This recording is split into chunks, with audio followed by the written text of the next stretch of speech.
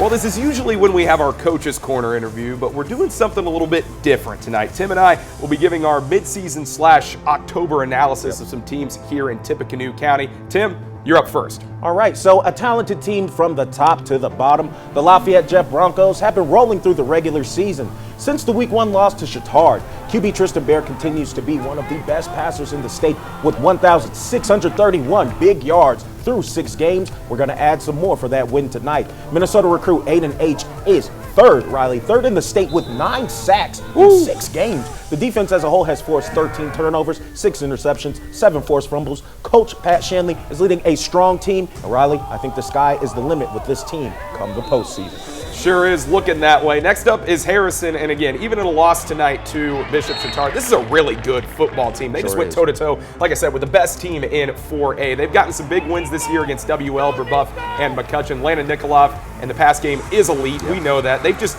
had the injury bug this season, man. Coach Holderfield was telling me they've got to get healthy coming down the stretch. Jack Gonzalez, JG, who's one of the best two-way players in the area, been banged up, but he's back now. This team has all the tools to put it together coming down the stretch. They sure do. Well, Riley, the Red Devil season has been a campaign of ups and downs. One of the bright spots of this season is the continued dominance of our guy, Kojo Steffi. This season, in 6 games, Kojo has 690 rushing yards to go along with 12 touchdowns. That's more than his first 2 varsity years combined. Junior QB Blake Biddle has also found his stride as well with 1,153 yards on the season to go along with 7 touchdowns. Defensively, the Red Devils have forced 4 turnovers, all being interceptions. They still have some improving to do before the playoffs.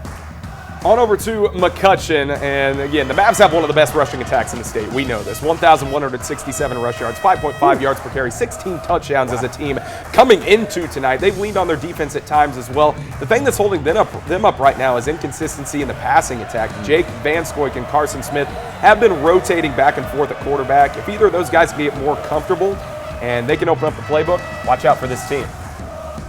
Well, in a bit of a rebuilding year for the Knights, LCC has struggled throughout the season, though there are a couple of beams of hope.